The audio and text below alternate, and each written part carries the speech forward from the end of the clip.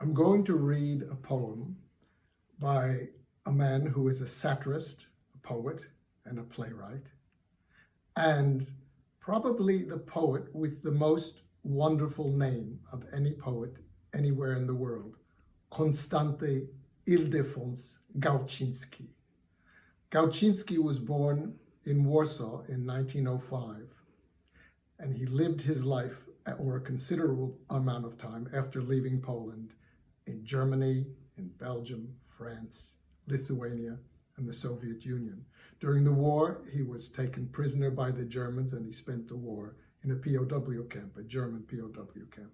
And after the war, he went back to Poland, became very famous. And I'll tell you a little bit more about him in the next posting, which I will do after this one. This poem is a humorous one. It's called Koń w teatrze, Horse at the Theater. And it's about a horse who goes to the theater, but this horse is actually, or maybe, a very important and very dangerous member of the communist government in Poland. Horse at the Theater. Through an oversight, a horse was invited to the dress rehearsal of a certain satirical play, that it would be an honor, etc., that the seats would be the best. The horse arrived a trifle late to make the so-called grand entrance. At first, the ushers didn't want to let him in, yet spoke one to the other. It ain't worth losing sleep over, and I mean, it's better we let him in because he's got the mane and the neigh, but maybe it ain't a somebody after all. At a glance, I'd say it's a horse all right, but at the bottom, it might be some VIP. Life is full of appearances, and on appearances alone, a guy might hold back a horse or a rabbit with the most unpleasant consequences. So then and there they bowed low. The horse found himself at the theater.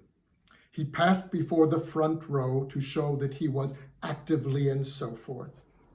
Throughout the entire performance, he stood with his head rotated toward the audience.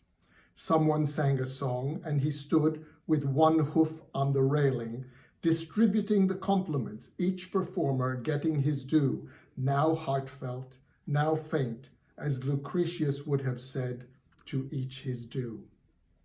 During the intermission, several editors cornered him about a poem, seeing as the horse had mastered in no time the expression concept, propagating it wherever he could, even adding aspect, the he concept, the he aspect. Someone snapped his photo, someone shot him for a movie, since what are we talking about? A horse is a sensation. And for the finale, there was grass painted on stage. The horse leapt and devoured the grass and got the noisiest bravos. I published Horse at the Theater in 1976 in the Australian daily newspaper, The Australian. Those were the days when daily newspapers still published poems, even Polish ones.